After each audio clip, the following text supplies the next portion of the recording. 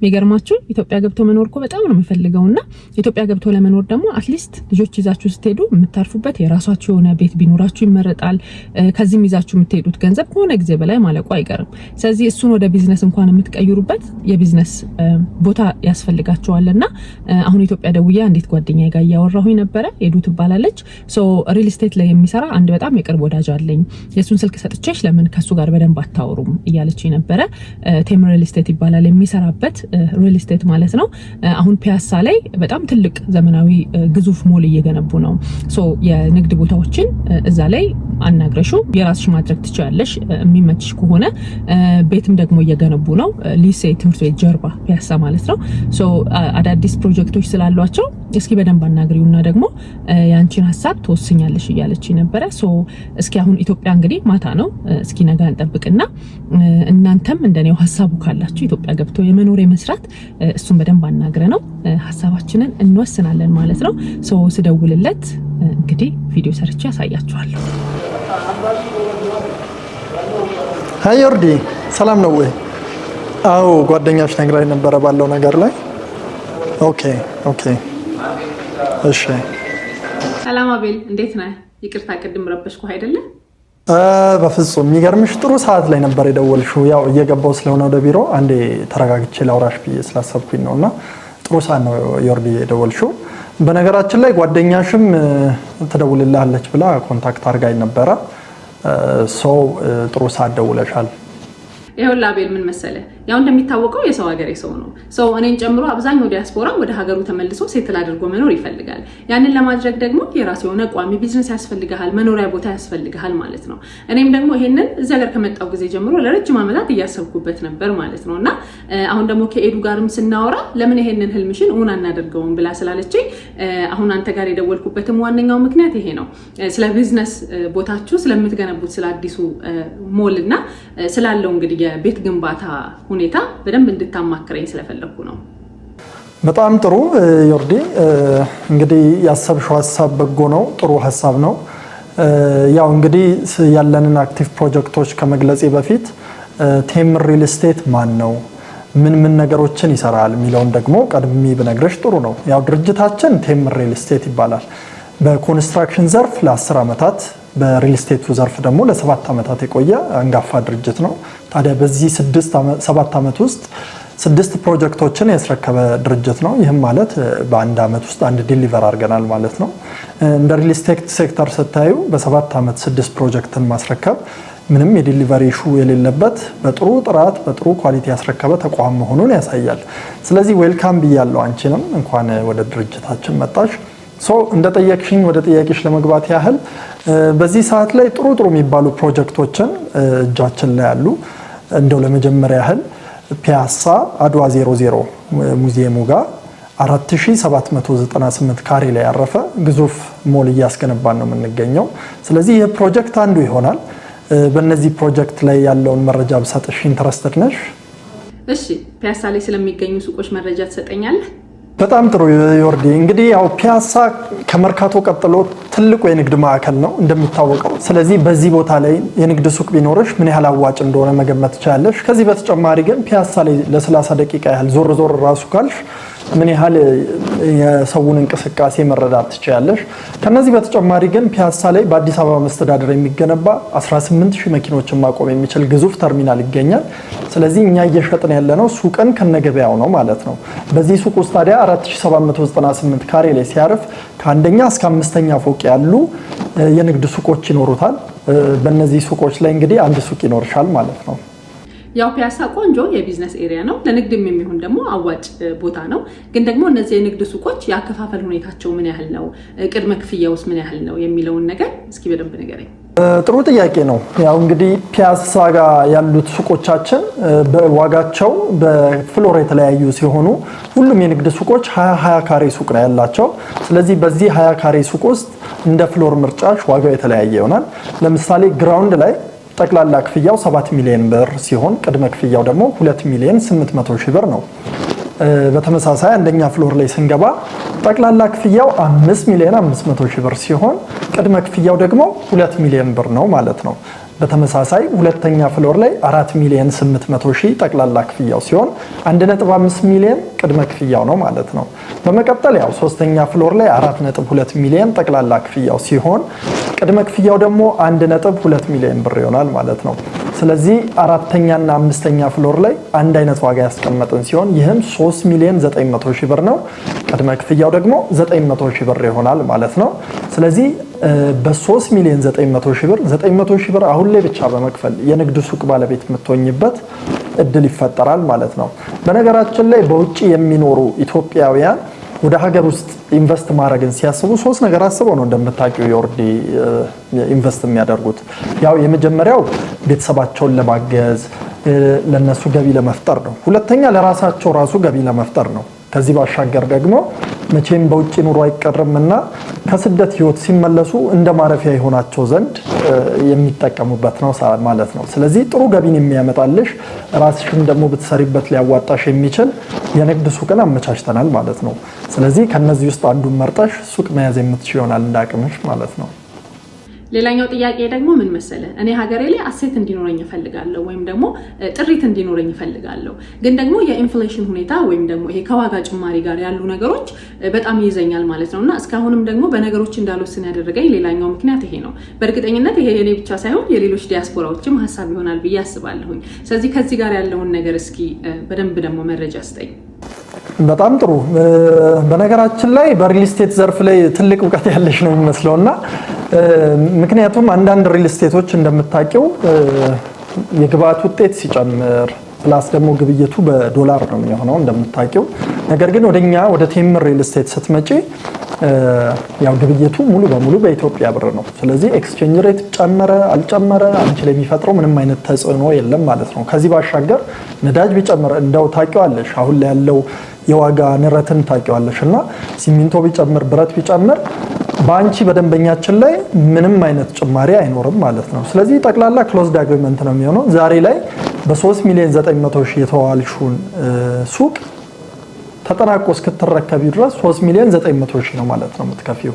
ከዚህ አንፃር ያው የመጣሽበት ሪል ስቴት ተመራጭ ያደርገዋል ማለት ነው። ኦኬ በጣም ጥሩ። ይሄ ራሱ ለኔ ትልቅ ሪሊፍ ነው።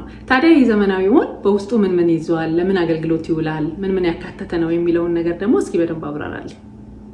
ያው በውስጡ ምን ይዛል ከሚለው ብጀምርልሽ በዚህ G+5 ሞል ላይ ሁለት ቤዝመንት የመኪና ማቆሚያ ያለው ኤሌክትሪክ ቻርጅ ስቴሽንን ጨምሮ ያው አሁን ላይ እንግዲህ እንደሚታወቀው አብዛኞቹ መኪኖች ወደ ኤሌክትሪክ መኪና እየተለወጡ ነውና የነሱን ስቴሽኑን ላይ የያዘ ሞል ነው የሚሆነው። ከዚህ በተጨማሪ ባካፕ ጀነሬተር አውቶማቲክ ባካፕ ጀነሬተር ይኖረዋል። ዋተር ሪዘርቪየር አለው። በየፍሎሩ 18 መጸዳጃ ቤቶችን የያዘ ነው የሚሆነው። እንዲሁም ለቆሻሻ ማስወገጃ የሚሆን ዘመናዊ የቆሻሻ ማስወገጃ የተገጠመለት ነው ማለት ነው። ስለዚህ በየፍሎሩ 18 መጸዳጃ ከመኖሩ አንፃር ባካፕ ጀነሬተርን ማካተቱ፣ 4 ሊፍቶች በየፍሎሩ ደግሞ ተንቀሳቃሽ ደረጃዎችን የያዘ ግዙፍ ዘመናዊ ሞል ነው ማለት ነው። እኚህ ሁሉ አሚኒቲዎችን የያዘ የተሟላለት ልንል በምንችለው መልኩ ሞል ነው እየገነባን ያለ ነው። ታዲያ በዚህ ንግድ ሱቅ ውስጥ ምን ልሰራ እችላለሁ? ሌላው ጥያቄሽ ስለሆነ እሱን ላብራራልሽ። ያው አንቺ ያሰብሽው የቢዝነስ ፕላን ማተር የሚያደርግ ቢሆንም ለወርቅ ቤቶች፣ ለስቴሽነሪዎች፣ ለቡቲኮች፣ ለቢሮ አገልግሎቶች፣ ለተለያዩ ነገሮች የሚውሉ ሱቆች ነው የሚሆኑት። ምክንያቱም ዳይቨርስ የሆነ የንግድ ሱቅ ነው። ስለዚህ አንቺ ላሰብሽው አገልግሎት ሁሉ ማድረግ የምትችይው ነው ማለት ነው። አልዋሽም፣ እኔ እንደዚህ አልጠበቅኩም ነበር። ታዲያ መቼ ይሆን እነዚህ ሱቆች የሚረከቡት? በጣም ጥሩ። ያው እንደምታውቂው በዚህ ሰዓት ላይ ፒያሳ ማለትም የኮሪደር ፕሮጀክቱ ሲጀመር ሴንተር አድርጎ የተነሳው ከፒያሳ ነው። ፒያሳ ጋር አድዋ ሙዚየም ከተሰራ በኋላ እዛ ጋር ያሉት አካባቢዎች ከፈረሱ በኋላ ፒያሳን ሴንተር ያደረገ የኮሪደር ፕሮጀክት ነው። ስለዚህ እኛም በጨረታ ያሸነፍነው ይህ ፕሮጀክት ከፒያሳ ሴንተር ያደረገ ስለነበረ በዛ ላይ ተወዳድረን ያሸነፍነው ነው ማለት ነው። ስለዚህ እኚህ ሱቆች ሙሉ ለሙሉ ኮማንድ የሚደረጉት በመንግስት ነው ከዲዛይን ጀምሮ ማለት ነው። ስለዚህ በአንድ አመት ከ6 ወር ውስጥ ምንም አይነት የዲሊቨሪ ኢሹ የማይነሳባቸው ፕሮጀክቶች ውስጥ አንዱ ነው። በአንድ አመት ከ6 ወር ውስጥ የንግድ ሱቁ የግልሽ ይሆናል ማለት ነው። ይሄ ምቾት የሚሰጥሽ ይመስለኛል። በጣም ጥሩ በነገርከኝ ነገር በጣም ሳቲስፋይድ ሆኛለሁ። ሞስት ፕሮባብሊ ግራውንድ ፍሎር ላይ ወስኛለሁ፣ ግን ደግሞ በጀቴን አይቼ የሚለወጥ ነገር ካለ እንግዲህ ሐሳቤን አሳውቅሃለሁኝ ማለት ነው። ከዚህ በተጨማሪ ግን ወደ ሀገሬ ስገባ የማርፍበት የመኖሪያ ቤት አማራጭ ካላችሁ ደግሞ እሱን ብትነግረኝ ደስ ይለኛል። በጣም ጥሩ። በነገራችን ላይ ግራውንድ ፍሎር ላይ መምረጥሽ ጥሩ የሚያደርገው ለምን እንደሆነ ታውቂያለሽ? ዛሬ ላይ በ7 ሚሊዮን ብር ማለትም ቅድመ ክፍያው 2 ሚሊዮን 800 ሺህ ከፍለሽ ያሽው ሱቅን ሪሴል ቫልዩ እና ሪተርን ኦፍ ኢንቨስትመንቱን ብትመለከቱ በአጭር ጊዜ ውስጥ ያንን ሊመልስልሽ የሚችል ነው። ምክንያቱም ፒያሳ የንግድ ማዕከል ነች፣ ከመርካቶ ቀጥሎ በጣም ተፈላጊዋ ቦታ ነች። እነዛ የተበታተኑት ሱቆች በጠቅላላ ደግሞ መልሰው ፒያሳ ላይ መመለስ ይፈልጋሉ። ስለዚህ ከሱቁ የምታገኙ ገቢ እስከምትመጪ ድረስ ጥሩ ይሆናል። ከዛ ባሻገር አቆይተሽ እንኳን ልሽጠው ብትይ በጣም አዋጭ ነው። የመረጥሽው ጥሩ ምርጫ ነው ዮርዲ። እንግዲህ እንዳልሽኝ ከሱቅም በተጨማሪ አፓርትመንቶችን እኛ እንገነባለን። የተለያዩ ጥሩ ቦታ ላይ የሚገኙ አፓርትመንቶች አሉ። ከነዛ ውስጥ አንዱ ፒያሳ ቸርችል ጎዳና ጋር ሊሴ ትምህርት ቤት ጀርባ ጋር የሚገኘው G+22 እያስገነባን ነው የምንገኘው። ስለዚህ የነሱን መረጃዎች እንዲሁ ብሰጥሽ መልካም ይመስለኛል።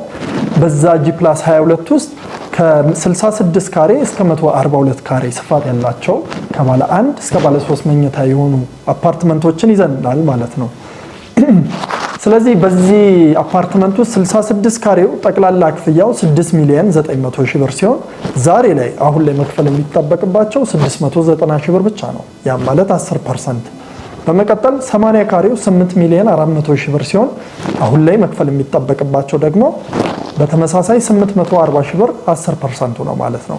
ይህንን 10% ከከፈሉ በኋላ ለቀቅ ባለ ያከፋፈል ሲስተም ፔመንት ባይ ፕሮግረስ የሚለው ሜትድ ስለምንጠቀም የግንባታውን ሂደት እየተመለከቱ በ18 ዙር ውስጥ የሚከፍሉት በ36 ወራት የሚጠናቀቅ አፓርትመንት ይሆናል ማለት ነው። በእነዚህ አፓርትመንቶች ውስጥ ዘርዘር ያሉ ቀለል ያሉ አከፋፈል ሲስተሞች ነው ያሉት። ያም ማለት 5% ተደርጎ የሚከፈል ነው። እንበልና የመረጥሹ ባለ 2 መኝታ 80 ካሬውን ቢሆን 8 ሚሊዮን 400 ሺውን በአንድ የሚከፈል ሳይሆን ዛሬ ላይ 840 ሺህ ብር ከተከፈለ በኋላ በመቀጠል ቀጣዩ ክፍያ የህንፃውን ፕሮግረስ ተመልክተሽ 420 ሺህ ብር ነው ማለት ነው የምትከፊው። ስለዚህ በእነዚህ አከፋፈሎች አፓርትመንቱንም ስቲል የግል ማድረግ ትችያለሽ ማለት ነው። ሌላ ጥያቄ ካለሽ እቀበላለሁ ዮርዲ። ሌላኛው ጥያቄ ደግሞ ይህ አፓርትመንት ምን የተለየ ነገር አለው፣ መቼ ይረከባል የሚለውን ሙሉ ኢንፎርሜሽን በደንብ ብትሰጠኝ ደስ ይለኛል። በጣም ጥሩ። ይህ በተመሳሳይ በጨረታ ካሸነፍናቸው ቦታዎች ውስጥ አንዱ ነው። በውስጡ ምን አለው?